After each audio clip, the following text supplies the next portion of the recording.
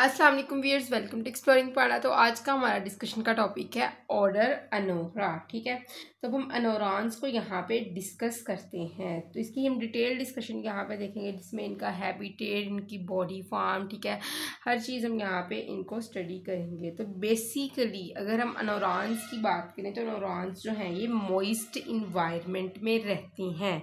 ठीक है, moist habitat में रहती हैं, क्योंकि इनकी जो स्किन होती है ये जो है वो ड्राई कंडीशन को फेस नहीं कर सकती मोस्टली। ठीक है ना, मोस्टली जिस तरह आप फ्रॉक्स को देखते हो तो आपको पानी के करीब ही नज़र आते हैं, क्योंकि क्या होता है कि इनकी स्किन के लिए ज़रूरी होता है कि वो क्या करे, स्किन इसको स्लिपरी रखे, वाटरी रखे, ताकि स्किन के ज़रिए रेस्पिरेशन को कंटिन्यू कर सके। ठीक है, that's why they prefer moist environment. ठीक है, इनका हैबिटेट। और कुछ अनोरान्स जो होते हैं वो डेजर्ट वाले एरिया में, ड्राई डेजर्ट्स में भी रह सकते हैं, वो इनकी अपनी स्किन की अडाप्टेशन होती है। बेसिकली जो वर्ड है ना एनोरा, ये दो ग्रीक वर्ड का कम्बिनेशन है, एक एन एक ओरा। एन का मतलब होता है विदाउट, ओरा का मतलब होता है टेल। तो एनोरान्स जो होते हैं ये विदाउट टेल ऑर्गेनिज्म है। टेललेस जो होती है, जो इनकी अडल्ट स्टेज होती है ना इन एम्फीबियंस की, एनोरा एम्फीबियन की, ये क्या होती है, ये टेललेस होती है। Their adult stage is totally tailless. ठीक है, क्लियर, इनके अंदर टेल नहीं होती है। ठीक है, तो उसके बाद क्या है कि एक तो ये टेललेस एम्फीबियन है। उसके बाद वो बात करता है कि इनके अंदर लिम्स किस तरह के होंगे, इनके लिम्स को थोड़ा डिस्क्राइब करते हैं। तो लिम्स जो हैं वो इसके हाथ पाँव को मैं बताया, अपेंडिज को कहते हैं लिम्स। तो इनके अंदर क्या होते हैं कि दो पेयर होते हैं लिम्स के, एक है फ्रंट लिम्स और एक है जो है बैक लिम्स। ठीक है, फ्रंट लिम्स को कहते हैं फोर लिम्ब, बैक वाली को कहते हैं हाइंड लिम्ब। मतलब कि आगे वाली जो टांगे होती हैं, पैर होते हैं, इनको फोर लिम्ब का नाम दिया जाता है, और जो पीछे वाले होते हैं इनको नाम दिया जाता है हाइंड लिम्ब का। ठीक, तो ये है इनके फोर लिम्ब और ये क्या है, ये है इनके हाइंड लिम्स। तो बेसिकली अगर हम बात करें फोर लिम्ब की, तो फोर लिम्स इनके अंदर समहाउ शॉर्ट होंगे एनोरान्स के अंदर। ठीक है, और काफ़ी स्टर्डी होंगे। ठीक है ना, तो उन्होंने क्या करना होता है, इन फ्रंट लेग्स ने बैलेंस प्रोवाइड करनी है बॉडी को। और उसके अलावा जब किसी भी जंप, क्योंकि जंपिंग करते हैं ना, जंपिंग से चलते हैं जो आप फ्रॉक्स देखते हैं, तो जंपिंग के दौरान ये शॉक अब्जॉर्बर का काम करते हैं कि कोई हड्डी वगैरह कोई चीज़ यहाँ से टूट ना जाए। तो जो शॉक्स जंपिंग के दौरान अब्जॉर्ब करेगा वो कौन करेगा, फोर लिम्ब, शॉक अब्जॉर्बर के तौर पर ये एक्ट करेंगे फोर लिम्स। ठीक है ना, जंप के बाद। उसके अलावा इनके अंदर ना 4 डिजिट होते हैं, हर फोर लिम्ब के ऊपर क्या होंगे, 4 उंगलियां नजर आएंगी, 4 डिजिट्स आपको नजर आएंगे, उंगलियों की तरह के स्ट्रक्चर। तो मेल के अंदर ना जो फोर लिम्ब होता है ना, ये जो है वो मॉडिफाई हुआ होता है मेटिंग स्ट्रक्चर के अंदर। ठीक है ना, एक मेटिंग स्ट्रक्चर होता है जिसने मेटिंग के लिए दौरान फीमेल को होल्ड करना होता है इस फोर लिम्ब ने। ठीक है ना, तो फोर लिम्ब थोड़ा सा मॉडिफाई होता है in case of the males. ठीक है, और अगर हम बात करें हाइंड लिम्स की, हाइंड लिम्स क्या है, ये वाली इनकी है बैक लेग्स। ठीक है, तो हाइंड लिम्स क्या होती हैं, ये काफ़ी ज़्यादा लॉन्गर होती हैं और पावरफुल होती हैं as compare to the fore limbs, longer and powerful, काफ़ी ज़्यादा पावरफुल होंगी और लॉन्ग होंगी as compare to the fore limbs. तो इन ये स्पेशलाइज्ड होती हैं जंपिंग के लिए। ठीक है, और या फिर स्विमिंग वगैरह के लिए काफ़ी ज़्यादा स्पेशलाइज्ड होते हैं। ठीक है ना, जंप करने के लिए या फिर स्विम करने के लिए। ठीक है, क्योंकि इनकी जो फीट होंगे वो वेब्ड होंगे। ठीक है ना, जिस तरह मच्छर आपस में जुड़े हुए होंगे, इसकी जो डिजिट्स होंगे, ठीक है ना, इसलिए हम वेब्ड फुट कहते हैं, तो जो इनको पानी के अंदर तैरने में हेल्प करते हैं। ठीक है, उसके अलावा अगर हम बात करें इनके अंदर डिजिट्स की, ठीक है, तो डिजिट्स की बात करें तो इनके अंदर 5 डिजिट्स होते हैं। ठीक है, और ये सारे डिजिट्स आपस में क्या होते हैं, वेब्ड, आपस में जुड़े होते हैं, इस तरह जुड़े होते हैं आपस में। जिस तरह ये है ना, इधर अगर मांस हो ना, ठीक है, स्किन प्रेजेंट हो, स्किन के जरिए जुड़े हुए उंगलियां, तो इनको हम वेबिंग कहते हैं। तो ये फीट आपस में क्या होते हैं, वेब्ड होते हैं। ठीक है, ये इन वेब्ड फीट का जो है वो काम क्या है, इन्होंने इनको हेल्प करनी है स्मूथ स्विमिंग में, they help in smooth swimming, ठीक है, ये इनको स्मूथ स्विमिंग प्रोवाइड करते हैं। क्लियर, वेब्ड फीट का ये काम होता है। उसके अलावा मोस्टली जो है फ्रॉग्स के अंदर आपको ये देखने को मिलेंगे, एफिशिएंट स्विमिंग होती है इससे। अच्छा, उसके अलावा ना इनके अंदर ना कुछ वर्टिब्री हैं जिसको मैं यहाँ पे आपके सामने डिस्क्राइब करूँगी, pre sacral vertebrae, sacral vertebrae और पोस्ट सैक्रल वर्टिब्री, ठीक है। तो अगर हम बात करें प्री सैक्रल वर्टिब्री की, तो pre sacral vertebrae is present anterior, मतलब कि सैक्रल वर्टिब्रे से पहले। ये है सारा प्री सैक्रल वर्टिब्रे का हिस्सा, ठीक है, ये सारी है प्री सैक्रल। उसके बाद आनी है सैक्रल, ये क्या है, एग्जाम्पल ही देनी है ना आपको। प्री सैक्रल वर्टिब्रे ये है सैक्रल वर्टिब्रे, और ये कौन सी है, पोस्ट सैक्रल वर्टिब्रा, ठीक है ना। तो वन बाय वन ये सारी वर्टिब्रा इनके अंदर देखने को मिलती हैं। तो अगर हम बात करें ना प्री सैक्रल वर्टिब्रे की, तो ये क्या होती है, ऐसी वर्टिब्रे होती हैं जो सैक्रल वर्टिब्रे से पहले आती हैं वर्टिब्रल कॉलम में, मतलब ये तीनों वर्टिब्रे वर्टिब्रल कॉलम का हिस्सा है, ठीक है ना। तीन मेन रीजन है, ठीक है। तो प्री सैक्रल वर्टिब्रा के अंदर 7 से लेके 9 वर्टिब्रा प्रेजेंट होती हैं फ्रॉग्स में, ठीक है ना। मोस्टली कॉमनली जो है वो 9 वर्टिब्रा होंगी, ठीक है। तो इनकी नंबरिंग क्या है, मोस्टली 7 to 9 या फिर 5 to 9, ठीक है ना। 7 to 9 भी कुछ बुक्स में वो कहता है और कुछ में वो 5 to 9 भी कहते हैं, मोस्टली 9 देखने को मिलती हैं। तो ये वर्टिब्रा इंडिपेंडेंट है और आपस में ये आर्टिकुलेशन कर रही हैं ताकि इनको जो है वो जो मेन बॉडी पार्ट ट्रंक है उसको सपोर्ट कर सके, उसमें मूवमेंट, उसमें लचक ला सकें, ठीक है ना, उसमें फ्लेक्सिबिलिटी ला सकें, ठीक है ना। तो इनका काम क्या है मोस्टली कि इन्होंने आपस में आर्टिकुलेट करना है। ये वर्टिब्रल कॉलम की वर्टिब्रा है जिन्होंने आपस में आर्टिकुलेट करना है ताकि बॉडी को फ्लेक्सिबिलिटी प्रोवाइड की जा सके, सपोर्ट प्रोवाइड की जा सके, फोर फ्रॉग की बॉडी को मूवमेंट के लिए, बेंडिंग के लिए, अपने पोस्चर को जो है वो मेंटेन रखने के लिए, ठीक है, और शॉक अब्जॉर्प्शन के लिए ड्यूरिंग जंपिंग, ठीक है, क्लियर। अच्छा, उसके अलावा जो प्री सैक्रल वर्टिब्रा है, ठीक है ना, इससे पहले कौन सी चीज़ है, इससे पहले है स्कल। तो वो कहता है बेसिकली ये प्री सैक्रल वर्टिब्रा स्कल को सैक्रल वर्टिब्रा के साथ क्या करवा रही है, कनेक्ट करवा रही है, ठीक है, क्लियर। तो उसके अलावा क्या होता है कि ये नेक्स्ट जो है प्री सैक्रल वर्टिब्रा, उसके बाद आ गई सैक्रल वर्टिब्रा। तो स्कल को इसने जो है वो प्री सैक्रल ने जो कनेक्ट करवाना है सैक्रल वर्टिब्रा के साथ, ठीक है। तो उसके अलावा क्या होता है कि जो सैक्रल वर्टिब्रा होती है वो नेक्स्ट इसके बाद होगी एक सैक्रल वर्टिब्रा होगी, ठीक है ना, एक सिंगल वर्टिब्रा होगी फ्रॉग के अंदर जो क्या करवाएगी, जो बैकबोन को पेल्विस रीजन के साथ कनेक्ट करवाती है, ठीक है ना, और ये प्रेजेंट होती है प्री सैक्रल वर्टिब्रा के बाद, ठीक है। और ये 10th वर्टिब्रा है sacral vertebra, 10th vertebra in frog is sacral vertebra, ठीक है ना। अगर फ्रॉग के पास 9 मोस्टली 9 है ना, तो 9 अगर प्री सैक्रल है तो 10वां उसके बाद कौन सा होगा, सैक्रल वर्टिब्रा, क्योंकि प्री सैक्रल के बाद ये आ रहा है, ठीक है।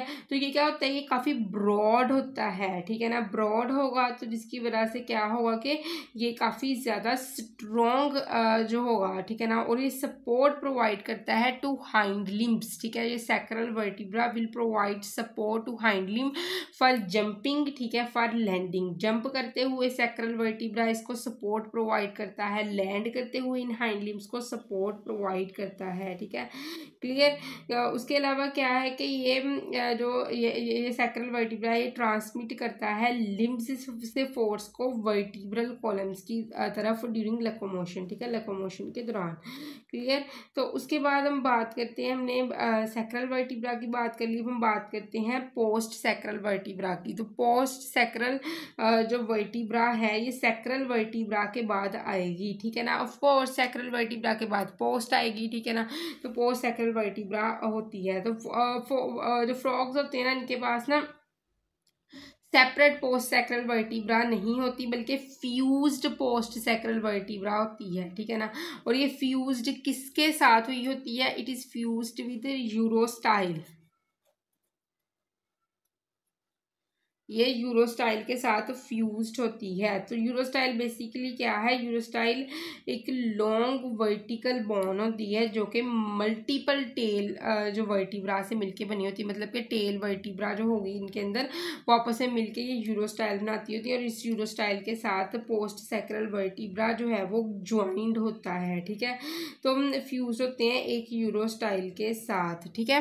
पोस्ट सैक्रल वर्टिब्रा का भी काम क्या है कि ये स्टेबिलिटी प्रोवाइड करता है इनके पेल्विक रीजन को। ये पोस्ट सैक्रल वर्टिब्रा प्लस यूरोस्टाइल दोनों आपस में मिलते हैं और इनके जो पेल्विक रीजन है, पेल्विक रीजन, इस रीजन को ये स्टेबिलिटी प्रोवाइड करते हैं ड्यूरिंग जंपिंग, ड्यूरिंग लैंडिंग, ठीक है। और लेग से जो ट्रांसमिट फोर्स को ट्रांसमिट करते हैं लेग से बॉडी में, ठीक है ना, फोर्स को ट्रांसमिट किया जाता है, क्लियर, ठीक है।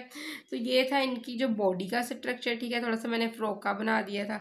अब हम बात करते हैं नेक्स्ट, थोड़ा सी को कंटिन्यू रखते हुए, तो उसी को हम कंटिन्यू रखते हुए नेक्स्ट बात करते हैं इनके अंदर टाइपैनम और लैरिंक्स जो होता है इनके अंदर काफ़ी ज़्यादा वेल डेवलप होता है।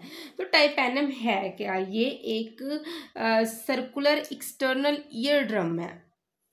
मैं इसको थोड़ा सा आपके सामने डिस्क्राइब कर दूं, यहाँ पे सर्कुलर एक्सटर्नल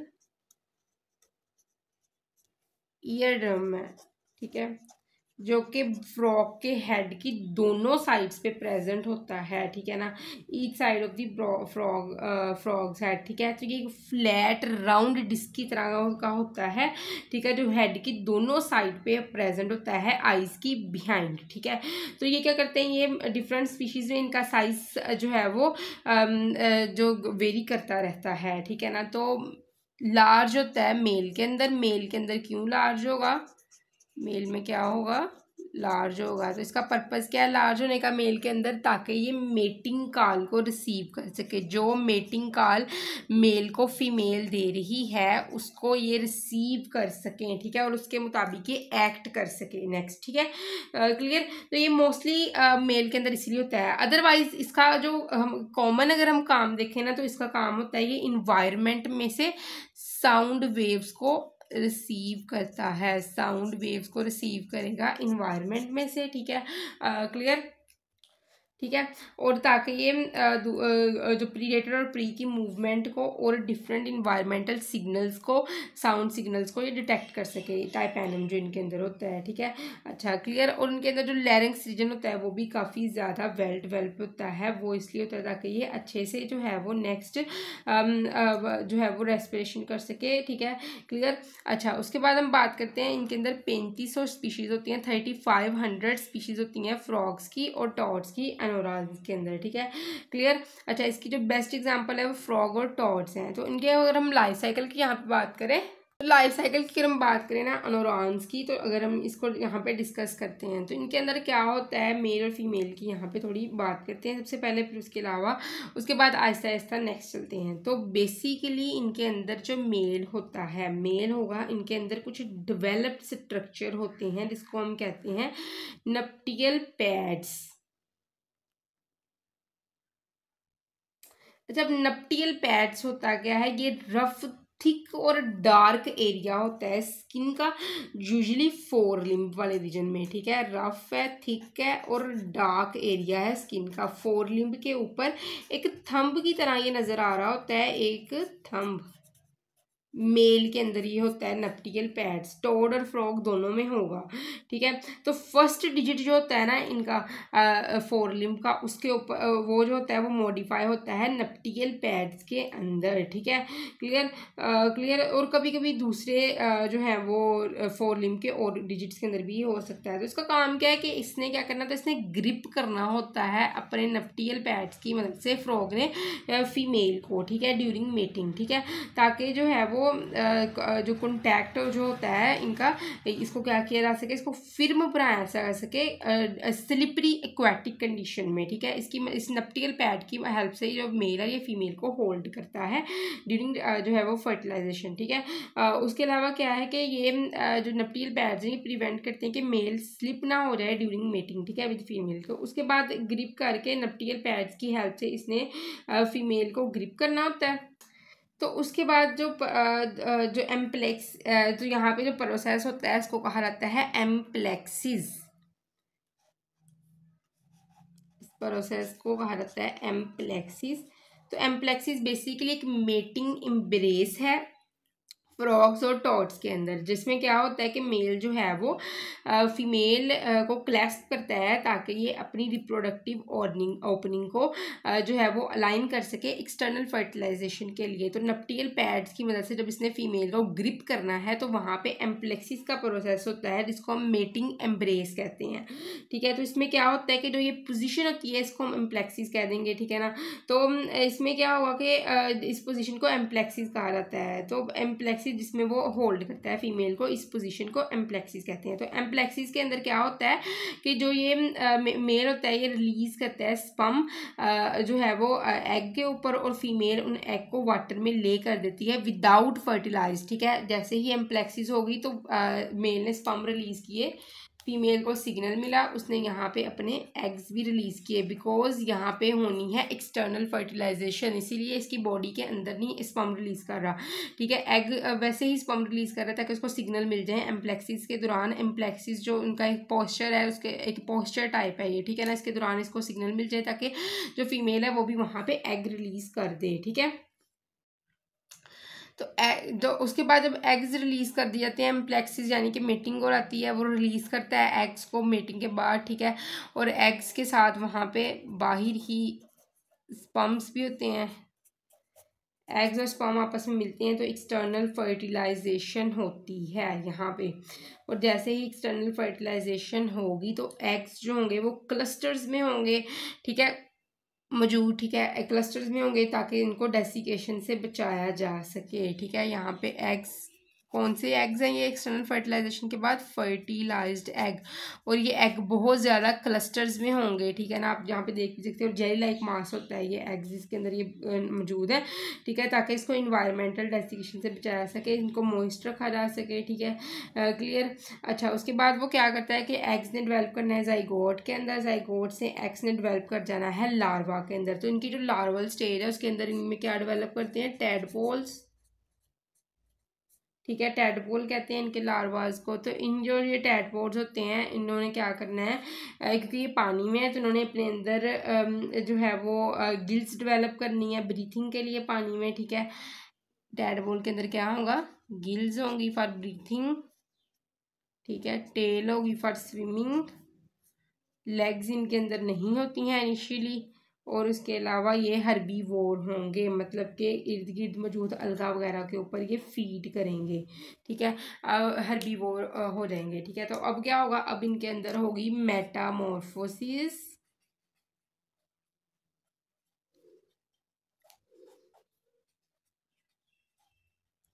मेटामॉर्फोसिस के बाद ये जो हमारे पास टैडपोल होगा ये मेटामॉर्फोसिस करके क्या बना देगा? अडल्ट बना देगा। तो इसके अंदर क्या होगा कि अडल्ट में क्या होगा कि इनके अंदर ये हाइंड लिम्ब पहले डेवलप करेंगे मेटामॉर्फोसिस में, फिर ये फोर लिम्ब डेवलप करेंगे। उसके अलावा ये डेवलप करेंगे टेल को अब्जॉर्ब कर लेंगे, टेल को ख़त्म कर देंगे, ठीक है। हमें पता है ना इनके अंदर टेल नहीं होती है अडल्ट स्टेज में। उसके अलावा जो इनके गिल्स थे इनको रिप्लेस कर लिया गया किससे?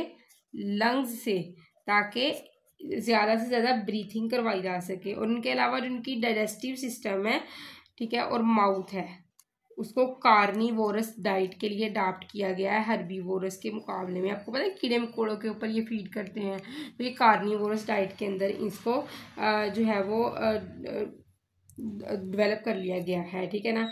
तो उसके अलावा अडल्ट फ्रॉग के अंदर अब कौन कौन सी चीज़ें, अब ये मेटामॉर्फोसिस करके लार्वा किसमें चला गया है? मेटामॉर्फोसिस से अडल्ट में। तो अडल्ट में आपको कौन कौन सी चीज़ें मिलेंगी? अडल्ट में आपको लंग्स फंक्शनल मिलेंगे, कार्निवोरस इनकी डाइट मिलेगी, स्किन रिस्पिरेशन करवा रहे हैं और लंग्स करवा रहे हैं। उसके अलावा क्या होता है कि ये लैंड पे अब रह सकते हैं, वाटर बॉडीज़ में ये जाते हैं, किस लिए, फॉर टू रिप्रोड्यूस्ड, अपना लाइफ साइकिल कंप्लीट करने के लिए दोबारा वाटर बॉडी में जाते हैं, क्योंकि इनके टैडपोल के अंदर जस्ट गिल होते हैं, टैडपोल जस्ट वाटर में ही सर्वाइव कर सकता है, अदरवाइज ये लैंड पे ही अपना जो है वो रिप्रोडक्टिव साइकिल कंप्लीट कर लेते हैं, क्योंकि ये लैंड पे रहते हैं, because they have only lungs. इनके अंदर अब गिल्स नहीं है, इनके अंदर लंग्स है, पानी में जस्ट जाते हैं टू रिप्रोड्यूस। ठीक है, क्लियर लगी समझ? तो आई होप तो कि आपको लाइफ साइकिल ऑफ एनोरॉन्स की समझ लगी होगी, लेकिन किसी भी किस्म की कंफ्यूजन है तो कमेंट सेक्शन में पूछ सकते हैं। थैंक यू सो मच, अल्लाह हाफिज़।